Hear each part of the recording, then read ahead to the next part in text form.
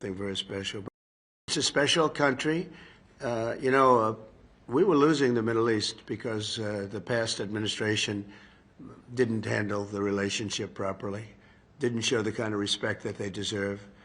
And me, I have a lot of respect, and I have a lot of liking. I like the Crown Prince a lot. I've known him a long time in Saudi Arabia, and the Emir is fantastic. And we're going to another country in a little while, UAE, a fantastic man, fantastic leader.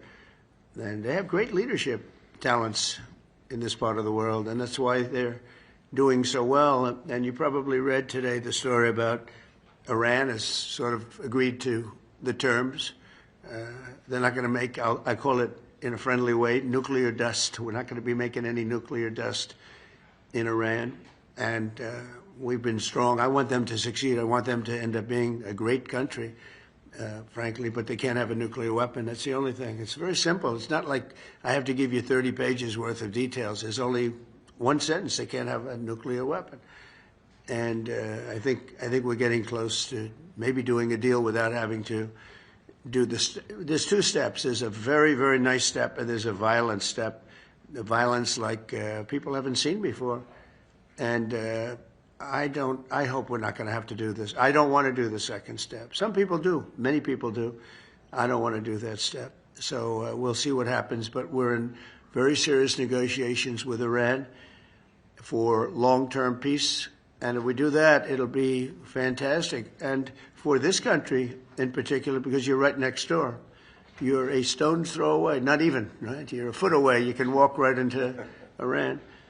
Other countries are much further away, so probably it's not quite the same level of danger. But we are going to protect this country. It's a very special place with a special royal family, and the head of the royal family is two heads of the royal family, really, if you think. Great people, and they're going to be protected by the United States of America. And I think we're not going to have to do it because I believe very strongly in peace through strength. Now, we just gave out in the budget a $1 trillion budget, which is the biggest we've ever done. $1 trillion, never came close to a number like that. We'd be at 800. It would be at 800 billion. Would be at maybe 900, 910. We never got anywhere close to $1 trillion, but we're doing it. Hopefully, we will not have to use these weapons. We make the greatest weapons in the world. We make the greatest fighter jets. We make the greatest. I guess Larry would know better than anybody, but we make the greatest planes in the world, the greatest missiles and defense systems. The Patriot system is the best, acknowledged to be. I mean, this isn't from me. And we have a lot of it now. It's under order. And we're coming up with new systems, and we're coming up with a new system of drones, because drones are really, if you look at the war that's going on, it's horrible, but we are watching it very closely, and drones really seem to be taking over that war. And so I hope you're going to come up with some nice, inexpensive engine for a drone so that we don't have to spend so much. I asked one of the companies, I said, I want a lot of drones. And, you know, in the case of Iran, they make a good drone, and they make them for $35,000, $40,000. So I said to this company, I want to see it. They came in 2 weeks later with a drone that cost $41 million. I said, that's not what I'm talking about, $41 million. I'm talking about something for $35,000, $40,000 where you send thousands of them up. And that's a great way. And they're very good, too, and fast and deadly. Horrible, actually. When you look at what's happening with Russia and Ukraine, the drone is killing tremendous numbers of people. You hide behind a tree, and the drone comes down, and it circles you with fire. You don't have a chance. The tree comes down also, by the way. It's so intense. I mean, you see these trees being knocked down like they're being sawed down by a top-of-the-line timberman, like you know who? Sean Duffy. Do you know that Sean Duffy, the head of the transportation department, who's working right now on the airports and getting a system because Biden didn't do a thing for 4 years, and Pete Buttigieg was the head, and he goes bicycling to work. He takes a bicycle to work. Can you believe it? He's running the biggest air system in the world, and he takes a bicycle to work. And they say he's going to run for president. I don't see it. Who knows, right? But I don't see it. But when I look at what they've done, is so horrible what they've done. And the work they did do, they wasted billions of dollars. They're trying to hook up air systems to copper, and they tried to hook up copper to glass, and the glass doesn't work with the copper. And they had 30,000 different contractors doing 30,000 jobs. And when they put it all together, they spent billions of dollars. It didn't even come close to working. And we're going to be giving out a brand new system. It's very important. We'll have the best system, and we think we know who that system is. But we have a lot of bidding. But we want one check. We want a unified system. We don't want to have 5,000 contractors in all different places, some digging ditches and some not doing ditches because they want to go by satellite. Satellite seems to be the way to go. But so we're going to be giving that out pretty soon. But what people don't know about Sean, because I mentioned lumberjacks, that Sean, you probably didn't know this. That I'm not talking about this Sean. This Sean, no, this is a different Sean. Sean Duffy, the head of transportation. He's a great Sean, though, I have to tell you. But Sean Duffy was the world champion for 5 years, climbing trees and down, up and down, world champion. So that's what you call a serious lumberjack. And he's doing a fantastic job, too, a really respected guy and a terrific guy. And I mentioned the champion because when somebody's a champion, he's the world champion for a long time. He came down, when you come down those trees, coming down at a rapid, he said that started getting you back. You will often break your back. You miss a shot, and you're coming down a lot faster than the human body was meant to come down. But he's doing a fantastic job at transportation. But this has been a very historic trip. I watched some of the people talking about it, and even what I would perceive as enemies of ours, people that are not fair from the press, are saying it's been amazing. We've raised trillions of dollars in investments. There's never been anything like it. And just to finish, we have a country that now has, I think, Howard, we can say that at least $10 trillion of investment and potential investment. And if the past administration did $500 billion, it was like a lot. But we did it in 2 months because it's actually a little more than 3 months. But I always say the first month I had to get a little bit acclimated. So I didn't really do this the first. But when we started, so we've really been doing it, Susie, right, for 2 months. So in 2 months, we're going to have over $10 trillion. Nobody's ever come close. No country's ever come close to that. No country. And I want to thank the Emir because he put up a lot in terms of investment.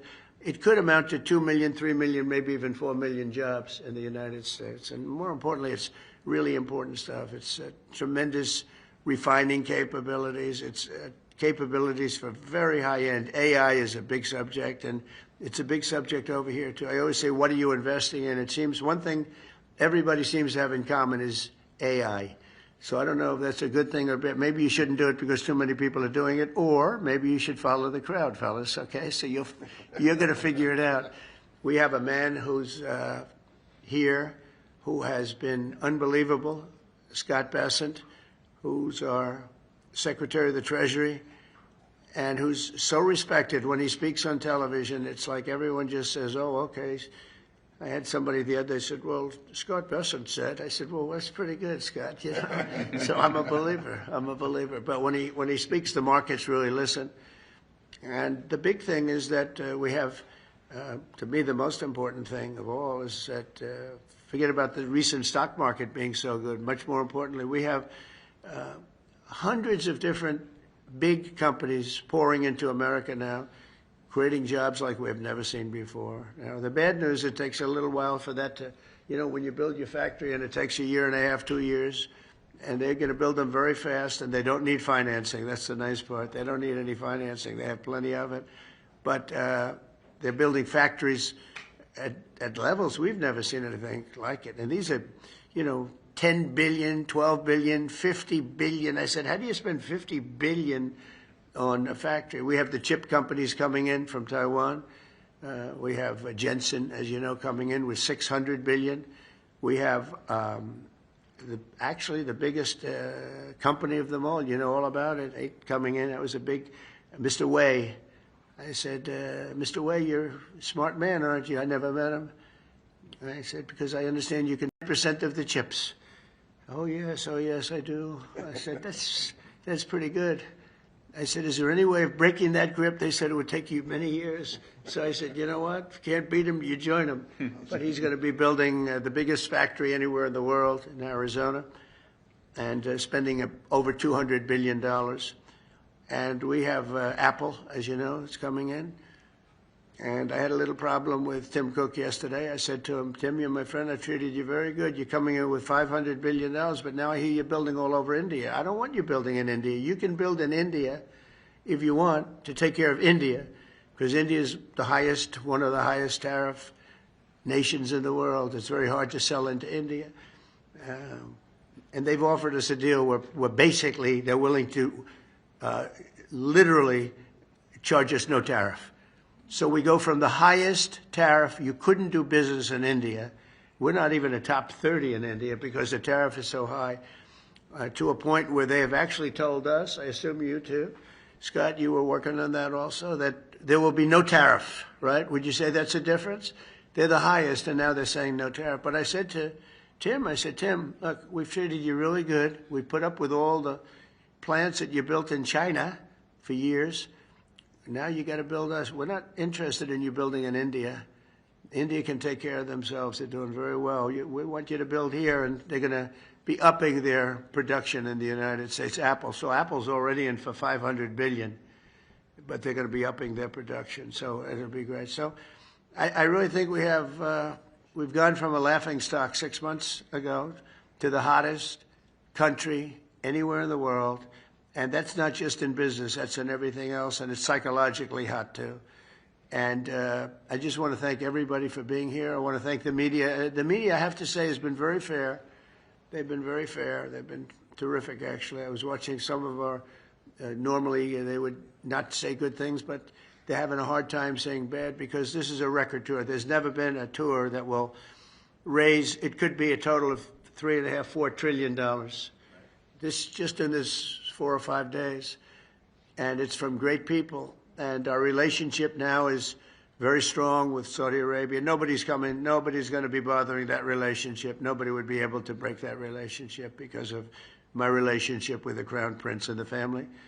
The relationship is really strong, and when you talk about Qatar, the relationship is equal. I mean, it's just like nobody's going to break that relationship. We have never had a relationship with Qatar as strong as it is now. You know that better than anybody, and they're very happy, and we're going to protect you. We're going to protect you. That's the one thing you need, maybe, but I don't think you're going to need too much of that. And I said last night, it was a great meeting, great everything. They brought in Lee Greenwood to sing.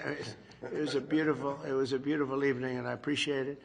But I said last night that Iran is very lucky to have the Emir because he's actually fighting for them. He doesn't want us to do a vicious blow to Iran. He says, you can make a deal, you can make a deal. He's really fighting, and I really mean this. I think that Iran should say a big thank you to the Emir, because the Emir is fighting very much that we don't. And there are many people that want me to go the other route. They say, just knock it out, because nobody can beat us. We have the strongest military in the world by far. Not China, not Russia, not anybody. We have the best military equipment in the world, and we have the strongest military in the world. If you remember ISIS, General Raisin Kane, right? We knocked it out in 3 weeks. Remember they said it would take 4 years to knock out ISIS? We did it in 3 weeks. That's because you had the right leader. With a stupid person, you'll do it in 4 or 5 years. You won't even do it. You'll fight for 4 years and then you'll leave. Like we always do. You fight. We had a president that blew up half the Middle East and then he left. That was it. It was like spent $10 trillion on blowing up the Middle East and then he left. Just said, let's leave now. We're left with nothing. And we don't do that. We take care of our friends. And so you have a great ally in us, and there's nobody even close. In terms of military power, there's nobody close. And I'm not only talking about nuclear. I don't like to mention the word because the nuclear is so destructive that you know, it brings you into a different category. But we're number one in nuclear. I rebuilt our military, by the way, in my first term. We had a really successful first term. Then the election was rigged, and I had to wait, and it became more historic, and I was able to watch and see. And the good news is although it's bad news in another way, but the good news is that Biden was so bad, worst president we've ever had by far. There was never a president like this. This man was grossly incompetent, and now that's been proven.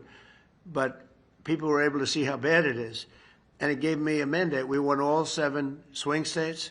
We won the popular vote by a lot. We won the counties by 2,725 to 505.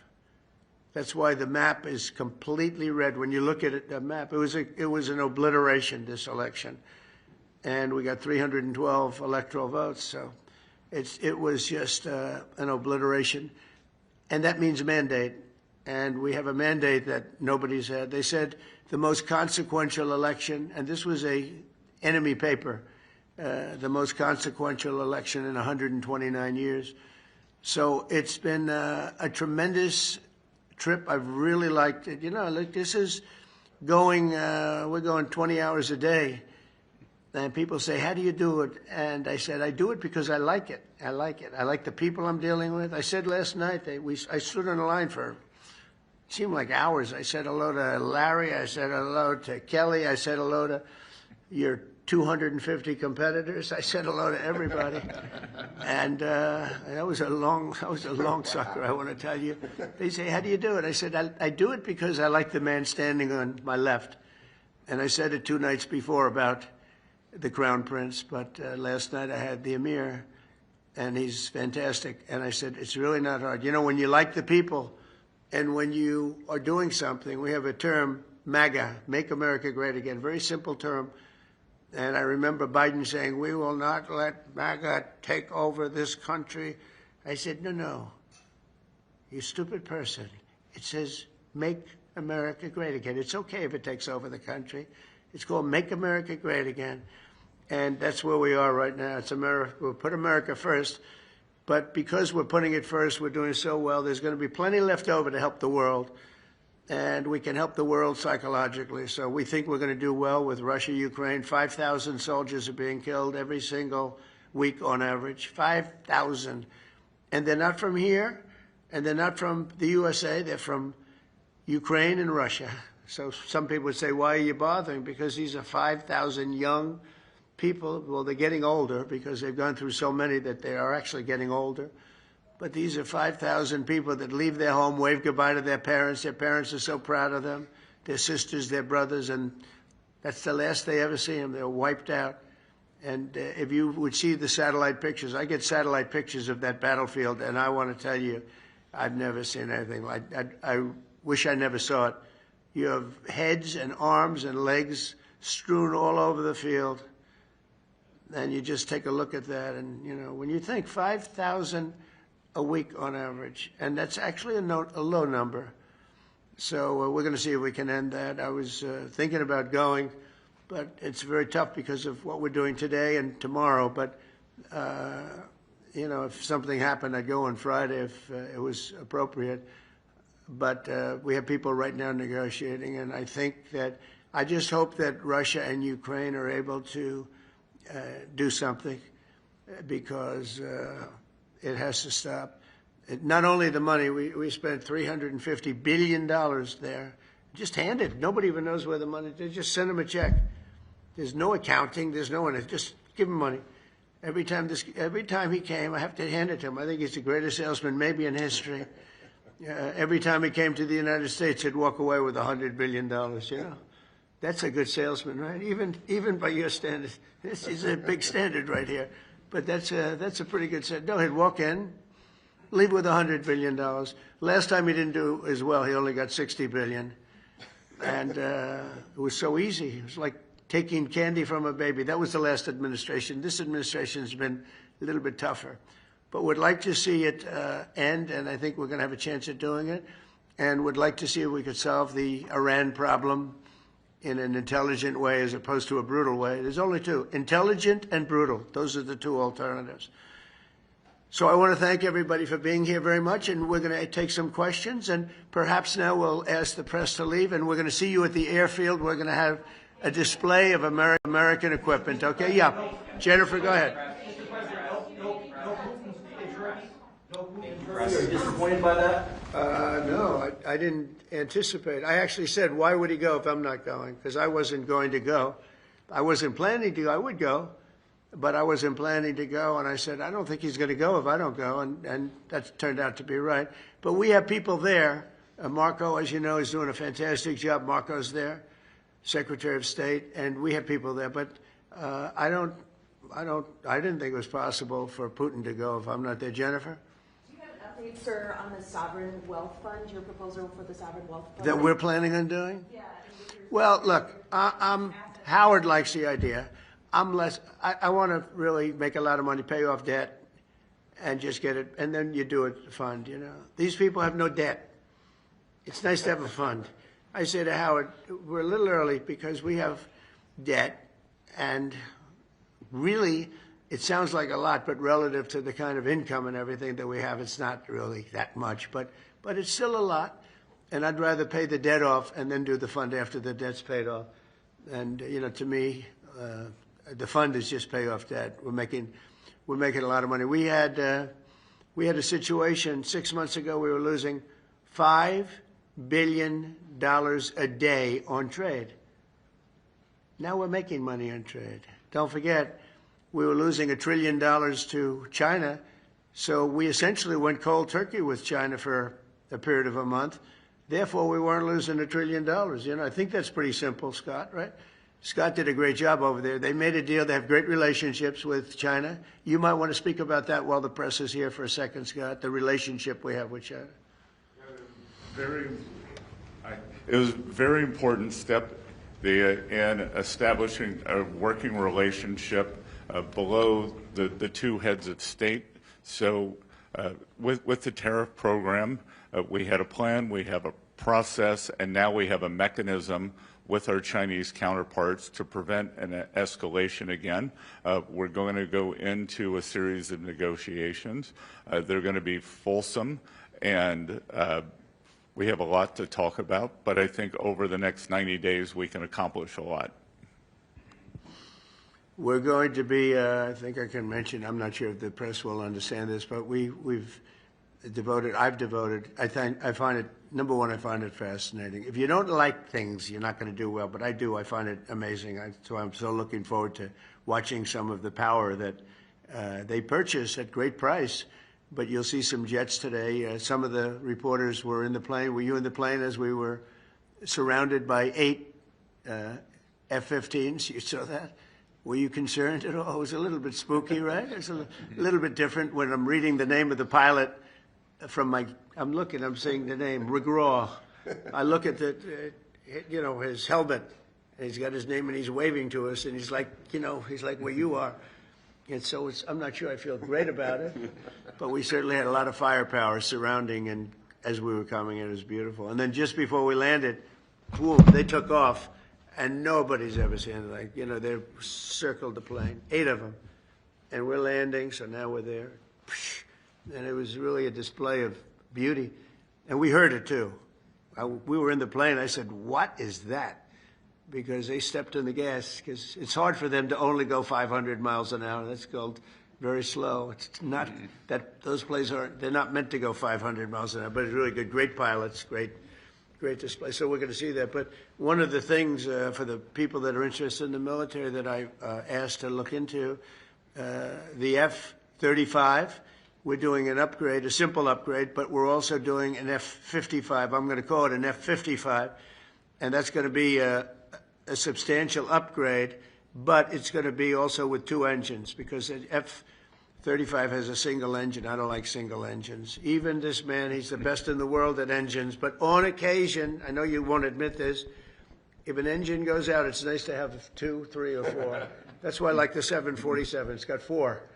And but today they're getting very big, and it's a little more cost-saving to have 2 very, very big ones. But no matter how good, they tell me, Larry, the engine will never go out. Well, I think it goes out on occasion, very rarely. And we're going to do an F-55, and I think if we get the right price, we have to get the right price, and that'll be 2 engines and a super upgrade on the F-35. And then we're going to do the F-22. I think the most beautiful fighter jet in the world is the F-22, but we're going to do an F-22 Super, and it'll be a very modern version of the F-22 fighter jet. And I don't know if you know it, but you know who copied it? China. They copied it. I said, I'm looking. They said, that's the F-22. They copied our design, but they won't be able to copy our engines too quickly or anything else. So we're going to be doing an F-22 Super, and this will be a plane like no. To me, it's the most beautiful fighter jet ever made, and so I want to do that. And sometimes, you know, stealth. They do stealth. I'm not a huge believer in stealth because stealth is basically a lot of it's the design and the shape, and you know, I'm sure you maybe think, but also if that's the case, they're going to figure it out pretty fast, I think. So you're going to design an ugly plane for stealth reasons, and then 6 months later, they're going to figure out this, and then you're stuck with a plane. Now we're doing a super F-22, and we're going to be going with it pretty quickly. And then, as I told you, we're going to be doing a tremendous variety of drones, from lots of very inexpensive drones, and on the F-55 and on the F-35, but much more on the F-55 and on your plane that you're doing, which he calls the F-47. F-47. I said, how'd you come up with 47? That's an interest. It was very nice, actually. But you said there's a tremendous capability for, it travels with many, many, potentially hundreds of drones, right? Do you want to talk about that? Because it's very interesting to people. Well, the F-47 is the first 6th generation Right. fighter in the world. We're very excited to be developing that, and we'll be bringing that into production in the near future. There's not much I can say about that for security reasons, but we're very pleased to be in the development process of that airplane. Yeah, it's going to be great. It's got a beautiful weapon, as you say. We're also doing very heavy on submarines. We have a lead on submarines that I don't think, unless you have a really, really stupid group of people, including the president, I don't think anybody can catch us on submarines. We have our submarine, in particular the late model. We're 15 years advanced on the submarine. Nobody can even come close. It can stay underwater for 30 years. Think of it. The only reason it has to come up is for food. It doesn't need water because they have their system of water, which is, they can stay forever. The only reason it has to come up is for food. Can you imagine? It could stay underwater for years, going at fast speeds, to very fast speeds, but it has to come up once every couple of months for food. There's something about that. I don't know if we're going to be able to solve that problem, but hopefully it's not going to be a problem we have to worry about. But the submarine, we are so far advanced in the submarine. So we're very proud of it, and we've taken a country that was scoffed at, and we're the hottest country in the world right now. We're going to keep it that way. And just in finalizing that, the military was having 6 months ago, and you wrote about it, Jennifer. I saw an article. But the military was having a very hard time recruiting people, our military. And they were not able to meet even come close to their goals. That was only 6 months ago. And now, as you also have written, we have a military that we have so many people want to get in. We've never had anything. They say 30 years plus because they only go back, but probably ever. We have never had such excitement to join the military. So we went with a military that couldn't recruit very easily and was really way, way behind, to a military where we're actually picking the people we want. And it's very hard to get in. It's actually hard to get in. And that goes for the police force and the firefighters. I always mention the firefighters. They're incredible. But the police force and the firefighters, we're having a very hard time getting people to become policemen like we had never had before. That was 6 months ago, Biden, because the country had no spirit. It was like just had no heart. It was a dead heart. Now we have the liveliest heart you've ever seen. So I just think it's such a great contrast to think 6 months ago you couldn't get, and now we're setting records. Who would think that could have happened? Thank you very much, everybody. Thank you.